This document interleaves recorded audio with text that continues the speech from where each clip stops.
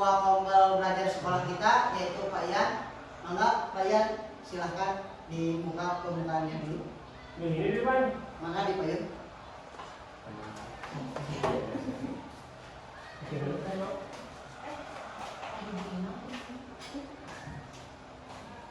Ya, satu nomor Pak Yopi. Bismillahirrahmanirrahim. Assalamualaikum warahmatullahi wabarakatuh. Waalaikumsalam warahmatullahi wabarakatuh. Semangat pagi, salam sehat untuk semua. Alhamdulillah Ibu Bapak, hari ini siang ini kita bisa bertatap muka di tempat ini dalam agenda rencana tindak lanjut ya sehubungan dengan ada rekan kita Pak Yopi yang sedang mengikuti kegiatan PKG ya. Intinya selamat mengikuti Ibu Bapak, semoga apa yang disampaikan pada hari ini bisa diaplikasikan ya di dalam kegiatan pembelajaran atau kegiatan sekolah. Selamat melaksanakan kegiatan Pak Yopi, semoga lancar dan teman-teman semua selamat menyimak. Semoga ada hal-hal yang bisa kita ATM ya untuk diterapkan di kelas masing-masing. Terima kasih. Assalamualaikum warahmatullahi wabarakatuh. Waalaikumsalam. Ya, terima kasih kepada Ketua Kombel kita, kepada Pak Ian. Lanjut, kita di sini atau saya di sini akan silakan. Kamera punya sanggup.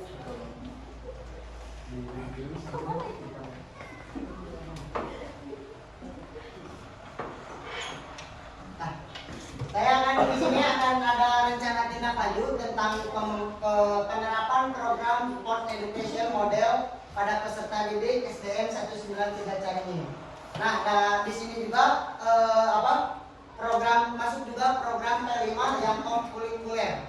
Mapol PJOK pembelajaran berpihak pada peserta didik atau berpusat pada peserta didik. Nah, latar belakang program Kejurlas sebetulnya ini programnya saya itu Kejurlas itu kejuaraan antar kelas. Kalau yang kemarin mah Pak Ubun kan itu porak ya, porak. Kalau saya mah Kejurlas kejuaraan antar kelas. Sini menurut Kehajar Dewantara ada mendidik dan mengajar adalah proses memanusiakan manusia dan segala aspek kehidupan baik secara fisik, mental, jasmani dan rohani. Kalau dari PKG PJOK-nya peserta didik sebagai objek dan guru sebagai fasilitator. Selain itu, guru juga berperan dalam mengarahkan peserta didik untuk mengembangkan minat bakatnya, salah satunya dengan mengarahkan peserta didik untuk mengikuti kokurikuler atau mini turnamen. Nah, di sini mini turnamen nanti dijelasin, masuk juga ke Kejurlas, nanti dijelasin seudah slide ini. Berdasarkan pengelolaan program positif yang berdampak pada murid melalui proses kepemimpinan murid yang bermuara pada kompetisi yang tingkat lanjutan.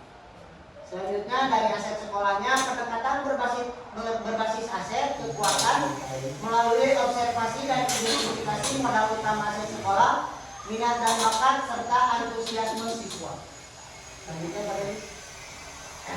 Nah, ini dari ada tujuan program Kejurlas.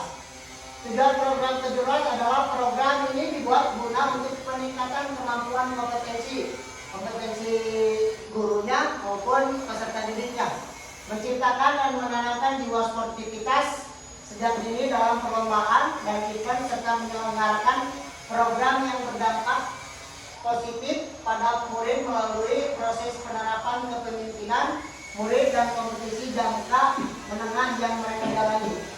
Sedikit diulas, kalau Kejurlas itu kan berpusat pada peserta didik. Jadi kita guru hanya sebagai fasilitator, hanya mengarahkan saja. Jadi yang membuat pertandingan, terus atletnya siswa juga, peserta didik juga, terus yang ditimpakan pertandingan, wasitnya juga, semua peserta didik yang dilibatkan. Jadi tujuannya ada di mana terdapat upaya dalam meningkatkan mutu pendidikan di sekolah, ada menciptakan suasana rekreatif yang berisi keriangan atau kesenangan, interaksi sosial, tantangan dan ekspresi diri.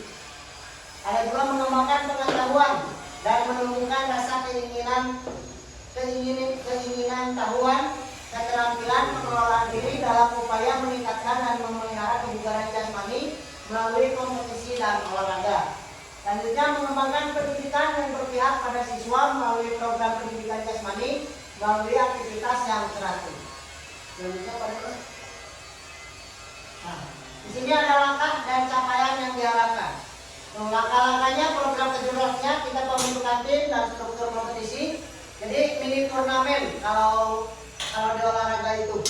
Terus modal awal tim, sekolah bersaing dalam rangkaian permainan dan kompetisi tertentu. Yang kedua, peran dalam tim.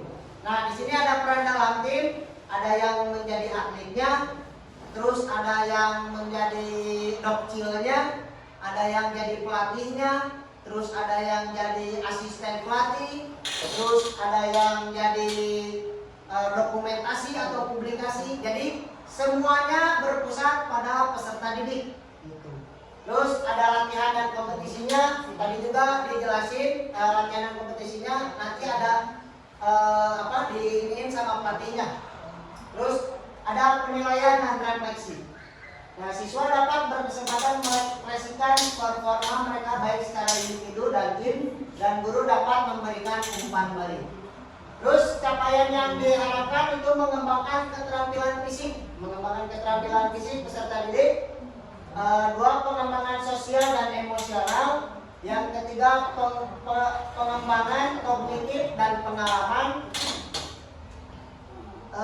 Yang keempat, kesadaran budaya olahraga. Yang kelima, perayaan dan penghargaan. Nah, di sini ada pengembangan kognitif dan pengalaman. Nah, biasanya kalau di instansi pasti ada pertandingan. Pasti. Saya juga kebetulan suka ngewasitin, kalau nggak jadi atletnya. Ada yang di BPJS, di gedung keuangan. Nah, setidaknya anak sudah bisa membuat struktur organisasi untuk sebuah kompetisi. Pada intinya seperti itu di sini. Jadi kalau misalkan dulungan, kalau nggak kepala sekolah, kalau nggak ketua disuruh membuat pertandingan, si anak tuh kalau nggak peserta didik itu udah pada bisa. Itu paling. Selanjutnya apa lagi? Nah, di sini ada kejurus. Jadi nanti selanjutnya kalau ada pertandingan antar kelas di SDN 3 Caringin, bukan korak namanya, kita kejurus. Kejuaraan antar kelas. Menerapkan dan memulai program positif yang berpihak pada murid melalui kejurus. Dengan mengikuti program kejurus ini, siswa diharapkan tidak hanya menjadi lebih kompeten dalam keterampilan fisik, tetapi juga mengembangkan sikap positif terhadap olahraga dan aktivitas fisik sepanjang hidup mereka. Selain itu, diharapkan hasil program berkelanjutan sampai tahap selanjutnya dalam bidang prestasi.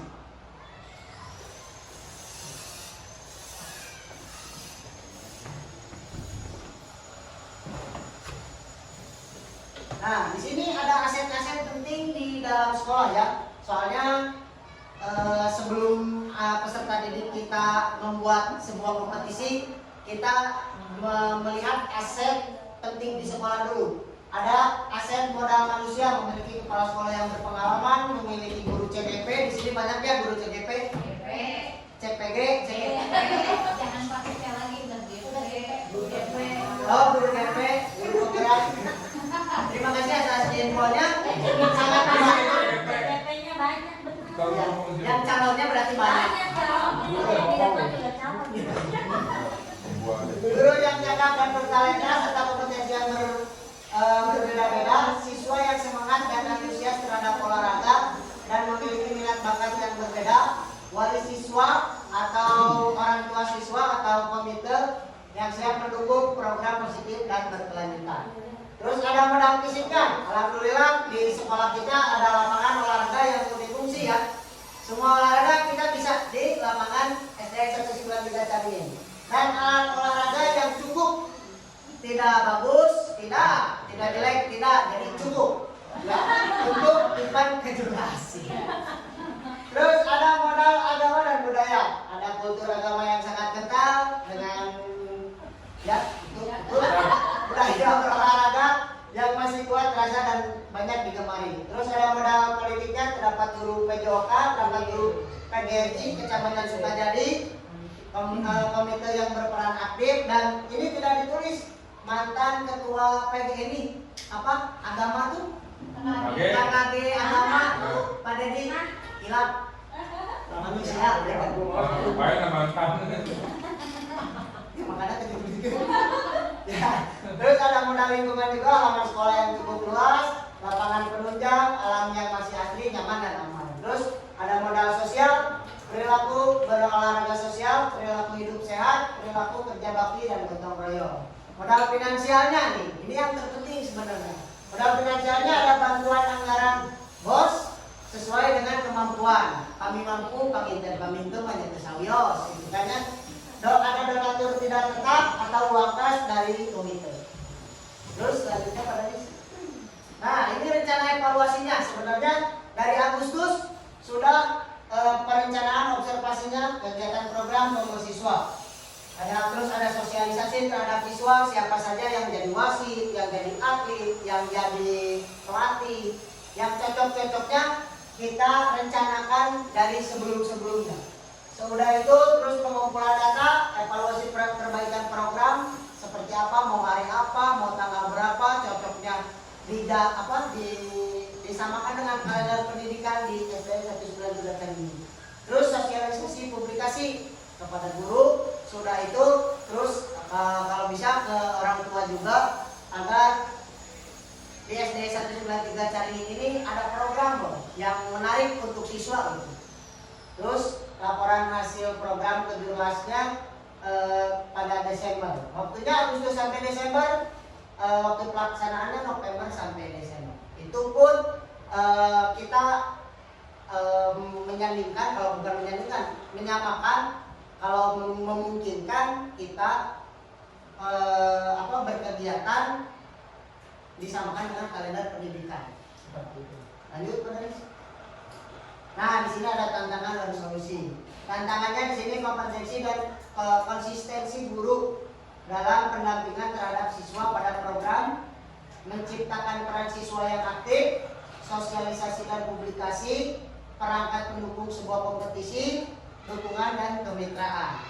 Terus ada solusinya, kontribusi pendampingan dan penguatan BPJP Kota Bandung, ada kontribusi pendampingan dan penguatan Dinas Pendidikan Kota Bandung, kontribusi pendampingan fasilitator PKG kelas 007, ada kontribusi pendampingan penguatan pengawas pendidikan binaan Sukajadi, adanya komitmen kepala sekolah untuk kemajuan sekolah, semangat serta komitmen guru PJOK sebagai perintis program asupan nutrisi dukungan para guru sebagai tim kejurlas, kontribusi kemitraan dari berbagai komunitas pendidikan yang terdiri dari komunitas belajar SDN 193 Caringin, ruang aksi nyata, KKG Kecamatan Sukajadi, ada komite sekolah sama tokoh masyarakat.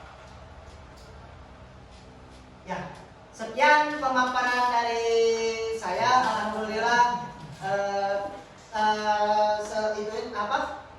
Apabila ada masukan atau umpan balik, boleh silakan mengajukan tangan dan langsung.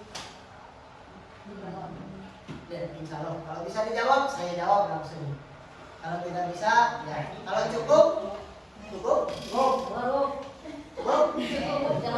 Ya, terima kasih untuk untuk waktunya. Untuk mohon maaf bila ada salah kata. Assalamualaikum warahmatullahi wabarakatuh.